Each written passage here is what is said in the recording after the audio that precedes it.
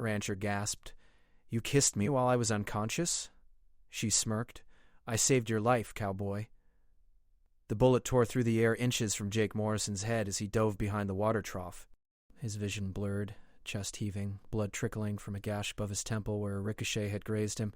3 men with rifles surrounded his ranch house, and he was pinned down in his own yard like a rat in a trap. The sun beat down mercilessly on the dry Texas soil, and Jake's Winchester lay 10 feet away where he dropped it when the ambush started. He'd been checking the fence line when he saw the dust cloud. By the time he realized it wasn't a friendly visit, lead was already flying. These weren't ordinary drifters. They moved with military precision, spreading out to cut off any escape route. Jake recognized one of them, a hired gun named Vic Dalton, who worked for the cattle baron trying to squeeze out the small ranchers in the valley. Another shot splintered the wood above his head. Jake's hand instinctively went to his Colt, but he knew he was outgunned. His head throbbed, and the world tilted sideways. He touched his temple, and his fingers came away red. The blow had been harder than he thought. He blinked hard, trying to focus, but darkness crept in at the edges of his vision. Then he heard it. A sharp crack that wasn't aimed at him. One of Dalton's men dropped. Another crack, and a second gunman grabbed his shoulder, cursing. The shots came from the ridge behind his barn, precise and deadly. Someone was picking them off with a rifle, someone who knew how to shoot. Dalton shouted orders, and his remaining men scattered, returning fire toward the ridge. Jake tried to stand, to reach his Winchester, but his legs wouldn't cooperate. The gash on his head had done more damage than he realized. He slumped against the trough, consciousness slipping like sand through his fingers. The last thing he saw before the darkness took him was a figure in a long duster coat sliding down the ridge, rifle in hand, moving like a ghost through the gun smoke. Then nothing. When awareness returned, it came slowly. Jake felt something soft beneath his head, smelled lavender and gunpowder, an odd combination that didn't make sense. His lips tingled strangely, and he tasted something sweet mixed with the copper tang of blood. Someone was pressing a cool cloth to his forehead. He forced his eyes open. A woman leaned over him, her dark hair falling loose around her shoulders, green eyes studying him with an intensity that made him catch his breath. She was younger than him, maybe 25, with sun-bronzed skin and calloused hands that spoke of hard work. But it was her expression that startled him, a mixture of relief and something else, something that made heat rise to his face despite his weakness. His mouth felt strange, wet. He licked his lips and tasted honey. His mind spun, trying to make sense of what happened. The gunfight. The darkness. And now this woman in his house, looking at him like she'd just done something she shouldn't have. Jake's voice came out rough as gravel. What happened? She sat back, a slight smile playing at the corners of her mouth. You got shot at. Hit your head pretty hard when you fell. He touched his temple, felt the bandage there. His shirt was open, and he realized she'd cleaned and dressed the wound. But that didn't explain the tingling in his lips or the knowing look in her eyes. Who are you? He asked. Kate Sullivan. I own the spread on the North Ridge. Jake knew the name. Sullivan's Ridge had been abandoned for 3 years after old man Sullivan died. He'd heard someone bought it recently but hadn't met the new owner. He certainly hadn't expected a woman who could shoot like a trained marksman. You saved me, he said, the pieces coming together. That was you on the ridge. Yes. How many did you? 2 down, 1 wounded. The rest ran off. She wrung out the cloth in a basin beside her. They won't be back today.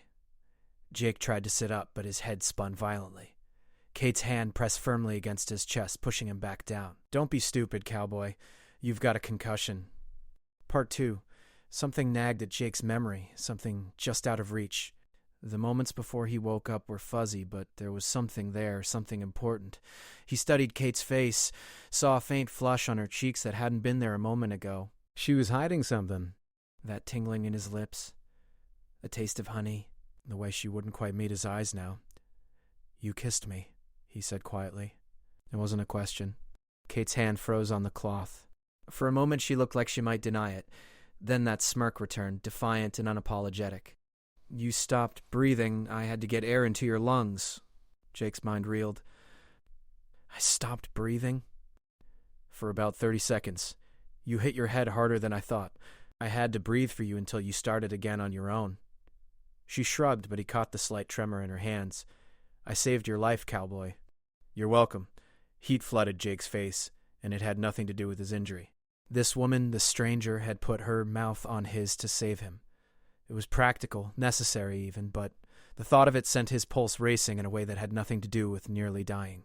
"I didn't mean to sound ungrateful," he managed. "Thank you." Kate nodded and stood busying herself with putting away medical supplies. Jake watched her move around his kitchen with surprising familiarity, as if she'd been here before.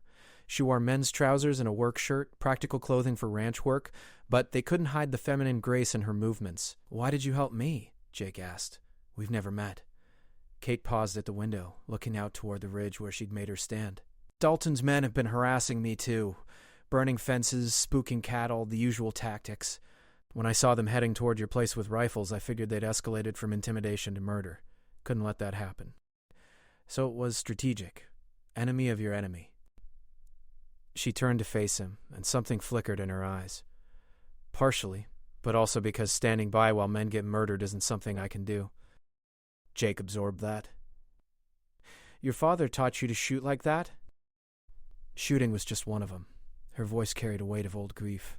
"He was a lawman in Kansas before we moved here. Made sure I could handle myself. I'd say you can more than handle yourself." Those were professional shots. "Center mass, clean, efficient."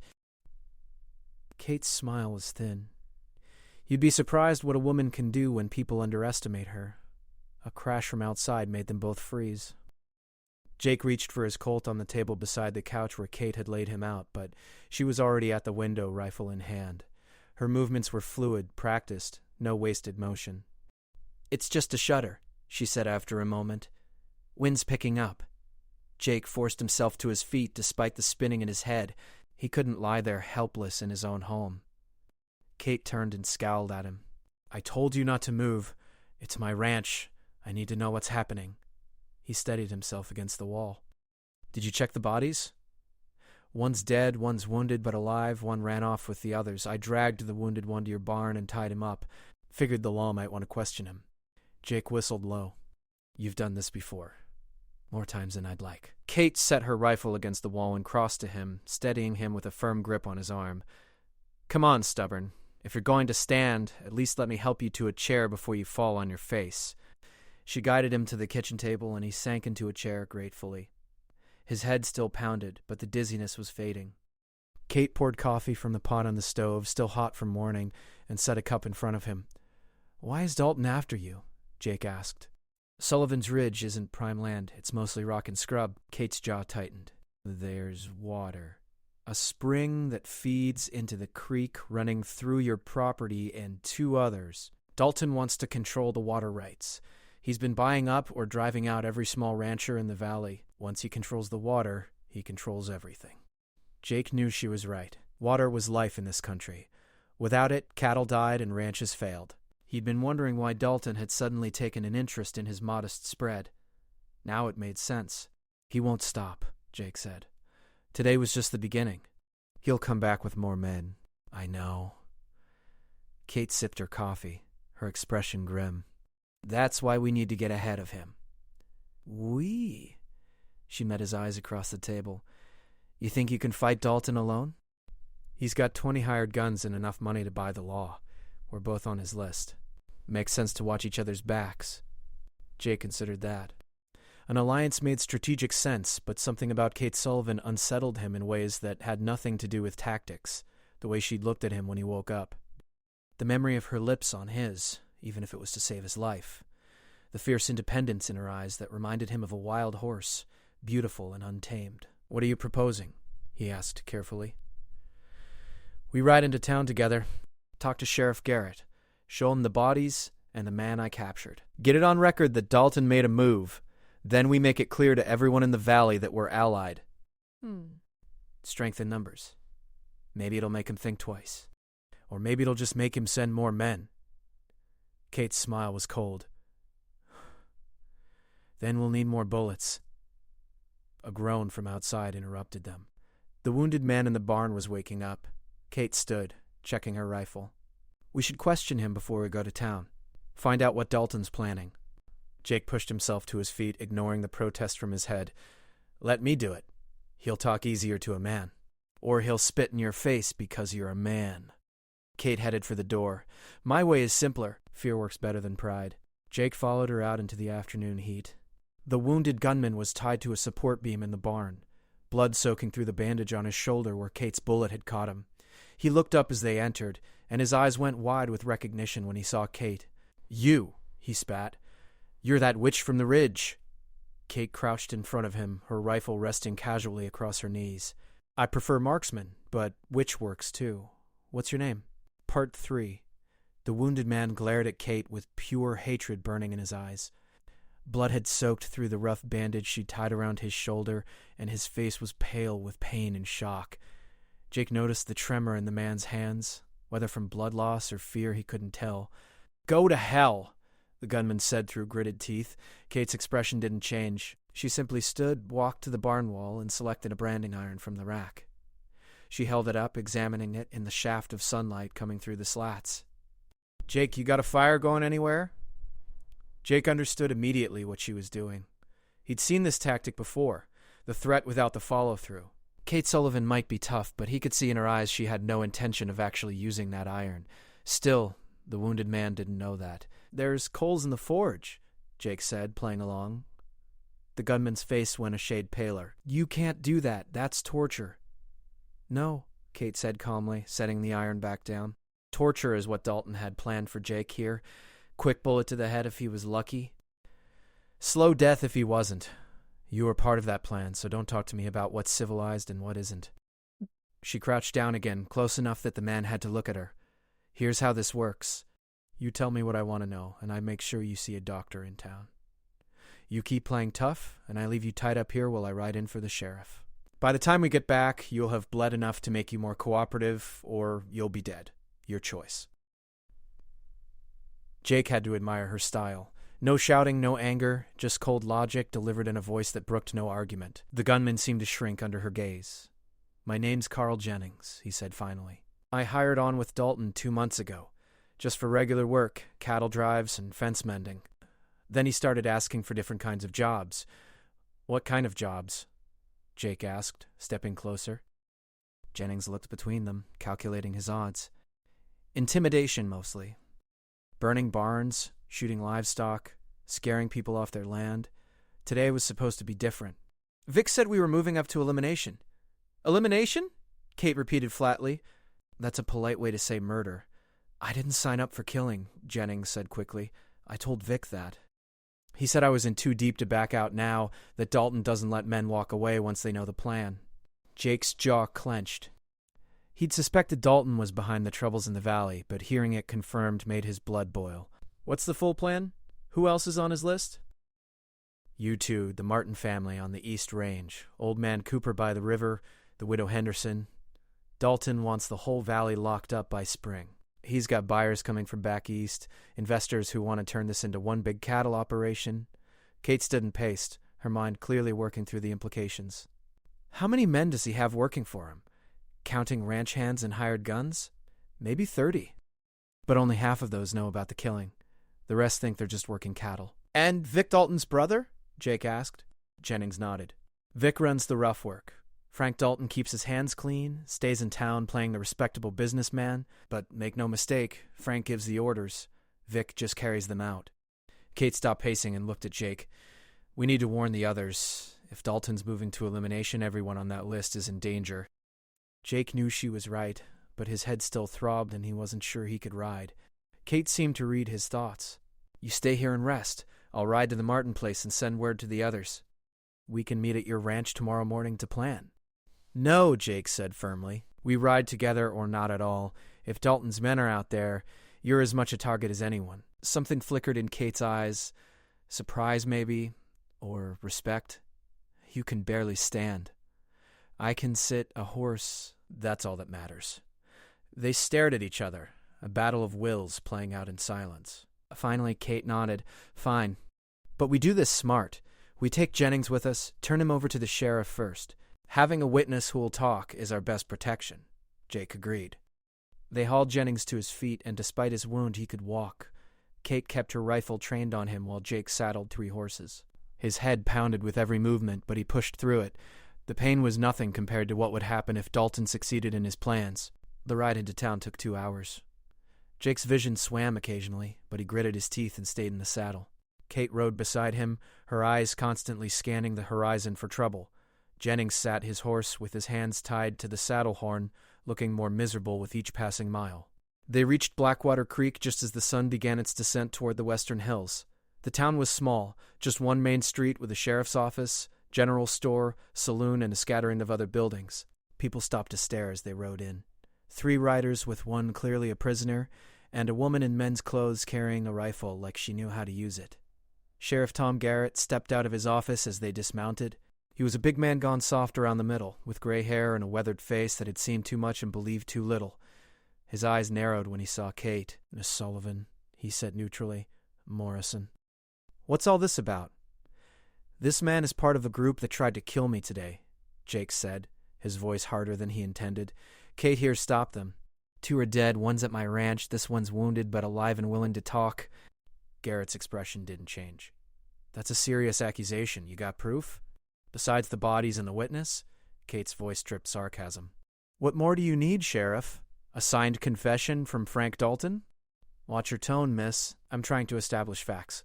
Garrett looked at Jennings. "That true? You tried to kill Morrison?" Jennings looked at the ground. "I want a deal. Protection. Tell me what happened first." As Jennings recounted the attack, Jake watched the sheriff's face carefully. Garrett was listening, but Jake saw something else there too, a flicker of concern that had nothing to do with justice. The sheriff was worried, and not in a good way. When Jennings finished, Garrett rubbed his jaw. "That's quite a story." "I'll need to investigate.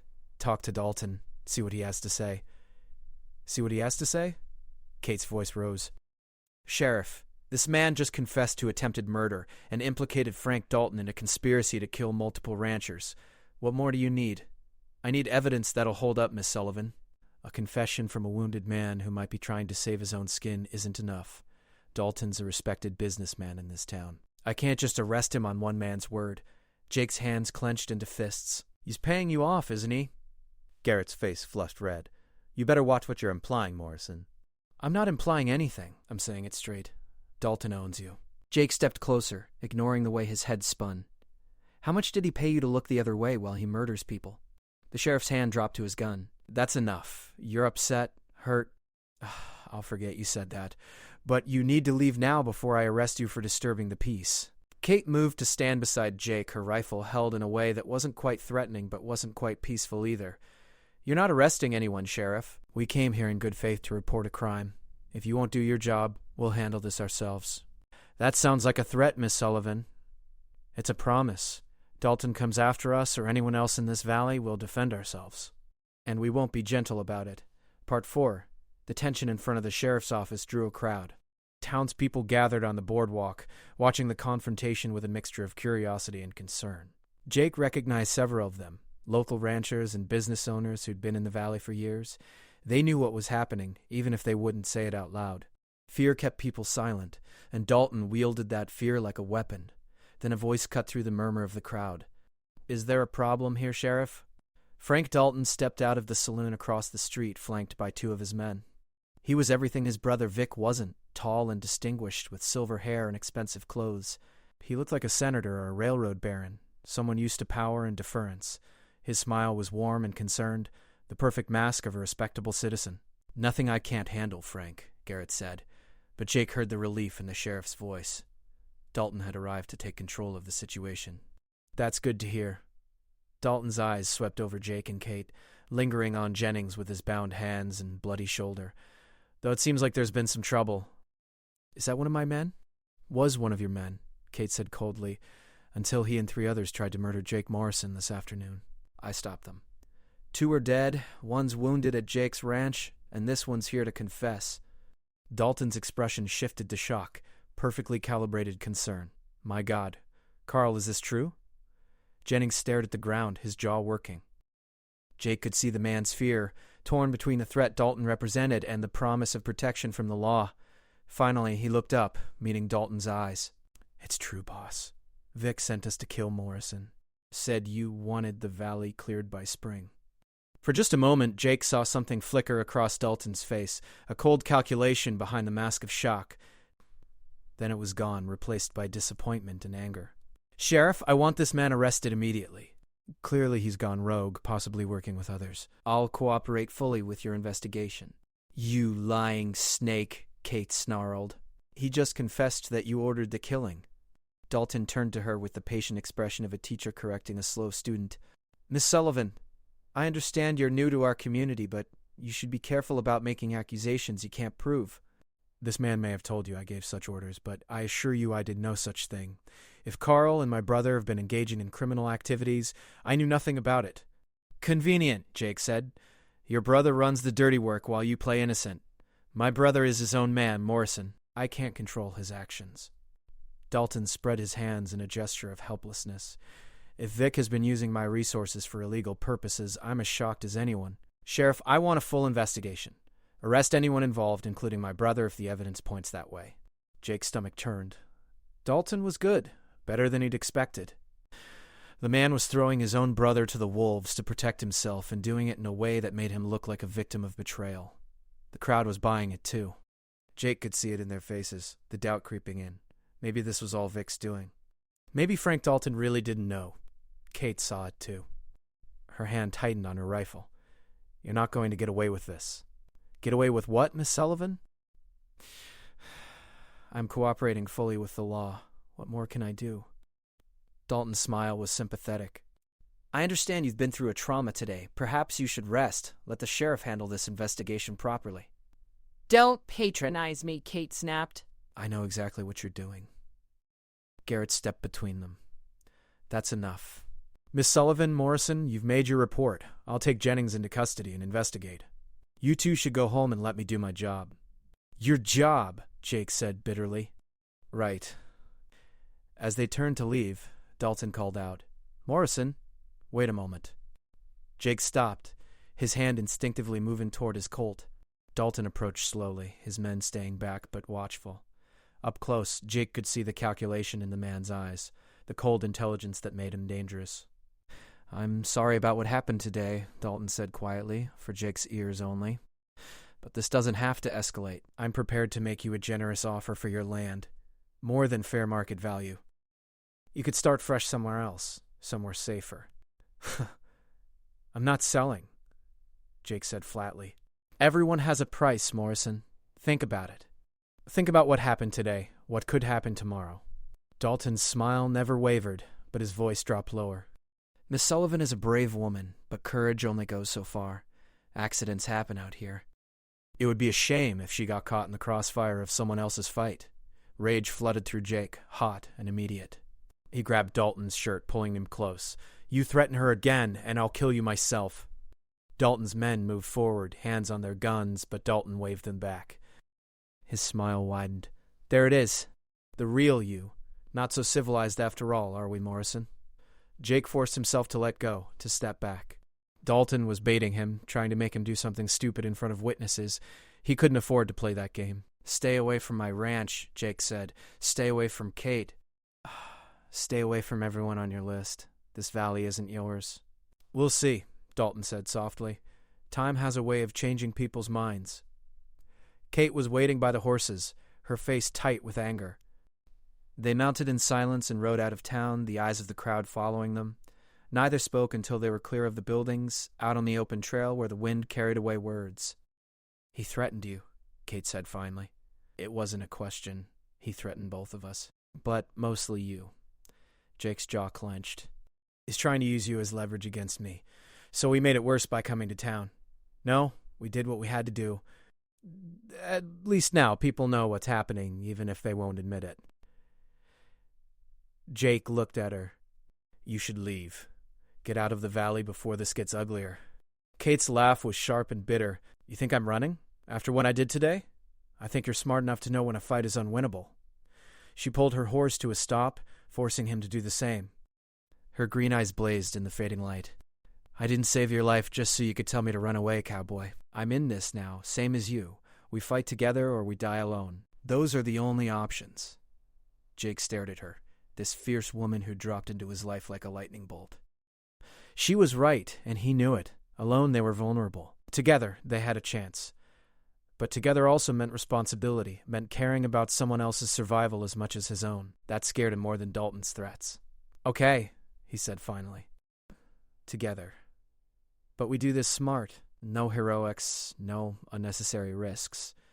Kate's smile was grim. says the man who could barely stand but insisted on riding to town. That was necessary risk. Tell that to your head, she urged her horse forward. Come on.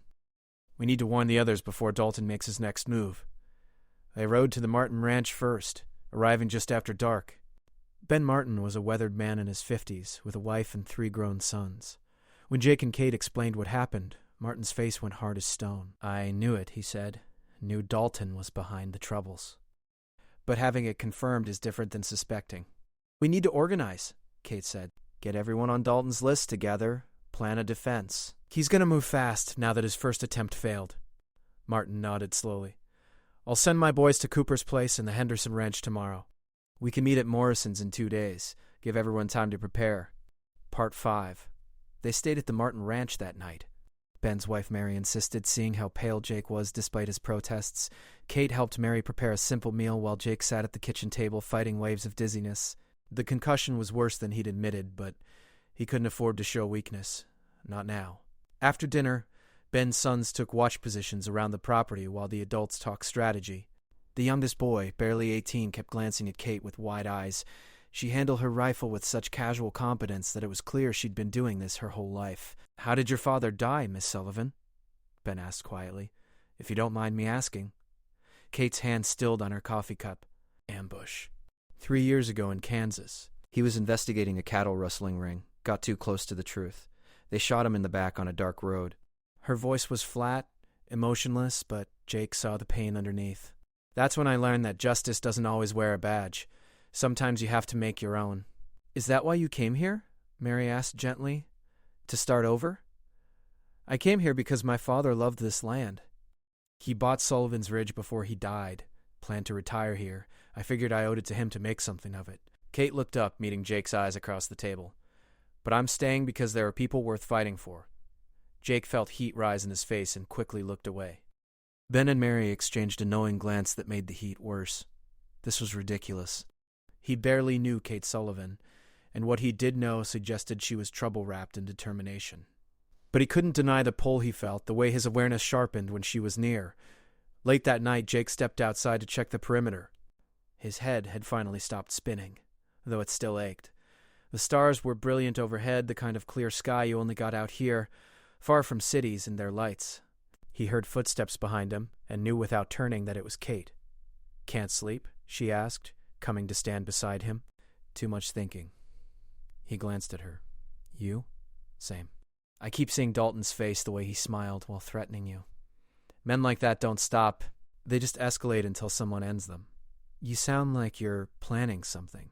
Kate was quiet for a moment. My father used to say that sometimes the only way to stop a bad man is to become something he fears more than the law. I never understood what he meant until the night he died. Kate, Jake said carefully, what did you do after your father was killed? She turned to face him, and in the starlight he saw something hard and cold in her eyes. I hunted them down. All 3 of the men who ambushed him. Found them one by one over 6 months. I didn't kill them, though I wanted to. I gathered evidence, built cases against them, and watched them hang legally. It took patience and planning, but justice was served. Jake absorbed that. You're thinking we need to do the same with Dalton. Evidence won't work here. The sheriff's bought, and Dalton's too smart to leave a trail. But fear might work. If we make him understand that coming after us costs more than it's worth, he might back off. Or he might send an army. Then we'd better be ready for an army. Kate stepped closer, and Jake's breath caught. She was near enough that he could smell her hair, lavender and smoke. I meant what I said today, Jake. We fight together. Whatever comes. He wanted to tell her to leave again, to save herself. But the words wouldn't come. Instead, he found himself reaching up, tucking a strand of hair behind her ear. She didn't pull away. You kissed me to save my life, he said quietly. But I wonder if you wanted to anyway. Kate's smile was slow and dangerous. Maybe I did. Or maybe I just like the taste of honey. She leaned in close enough that her lips almost touched his. Guess you'll never know for sure, cowboy. Then she stepped back, leaving him standing there with his heart pounding and his thoughts scattered. She walked back toward the house and over her shoulder called, Get some sleep. Tomorrow we start planning our war. Jake stood there for a long time, touching his lips where hers had almost been. He'd lived through gunfights and stampedes, droughts and floods, but Kate Sullivan scared him more than any of that because she made him want things he'd stopped believing in. A partner. A future. Something worth fighting for beyond just survival. The next 2 days passed in a blur of preparation. Word spread through the valley about what happened, and people began taking sides. Some openly supported Dalton, believing his version of events. Others quietly reached out to Jake and Kate, offering help if it came to fighting. The valley was dividing, lines being drawn that would determine everything. Cooper and the Henderson widow arrived at Jake's ranch as planned, along with the Martin family. They stood in Jake's yard, 7 people against an empire, and planned their resistance. Kate spread a map on a makeshift table, marking water sources and strategic positions. Dalton controls the town and most of the open range, she said. But we control the high ground and the water sources. He needs our land to complete his monopoly. That gives us leverage. Leverage only works if he cares about playing fair, Cooper said. The old rancher looked tired, worn down by years of fighting this land. He's already moved to killing. What's to stop him from burning us all out?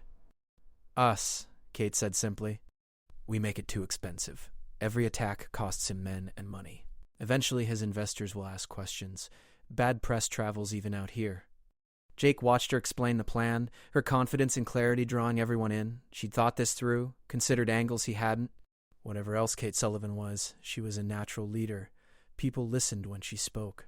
What about the law? Mary Martin asked. Surely there's someone above the sheriff we can appeal to. The territorial marshal, Jake said. But getting word to him means someone has to ride to the capital. That's 3 days there and 3 back. In that time, Dalton could do a lot of damage. Then someone needs to go tonight, Kate said. Ride hard, get the message out. Even if the marshal doesn't act immediately, having it on record protects us. I'll go, volunteered Ben's oldest son, David. I know the trails can make good time. They spent the rest of the afternoon preparing David for the journey and fortifying the ranch. Jake's property became the base of operations, central to the other homesteads and defensible. Kate showed them how to set up firing positions and sight lines, knowledge she'd gained from her father. As the sun set, David rode out for the capital. The rest settled in to wait, knowing Dalton wouldn't sit idle for long. Jake walked the perimeter one more time, checking defenses, when Kate found him near the barn. You should rest, she said. That head wound needs time to heal. I'm fine. You're stubborn. But she smiled as she said it. That's good. Stubborn keeps you alive out here. They stood together in the gathering darkness, and Jake felt the weight of what was coming pressing down on him. This wasn't just about land anymore. It was about people, about Kate, and the families who'd put their trust in them. It was about standing up to power even when the odds were impossible. I lied earlier, Kate said suddenly. When you asked if I wanted to kiss you anyway. Jake's heart stuttered. You lied? I didn't just want to. I needed to. Not because you stopped breathing. She turned to face him fully. Because when I saw you go down, saw that blood on your face, something inside me broke. I realized I couldn't lose you before I even knew you. Jake couldn't breathe, couldn't think. He reached for her, pulled her close, and this time there was no emergency, no practical reason. He kissed her because he wanted to, because she was fire and steel and everything he never knew he needed. She kissed him back with equal intensity, her hands tangling in his shirt. When they finally broke apart, both breathing hard, Kate smiled against his lips. So, still wondering if I wanted to? Not even a little bit. Jake rested his forehead against hers. But Kate, this thing with Dalton, it might not end well. Then we'd better make sure every moment counts. She kissed him again, softer this time. I'm not afraid of what's coming, Jake.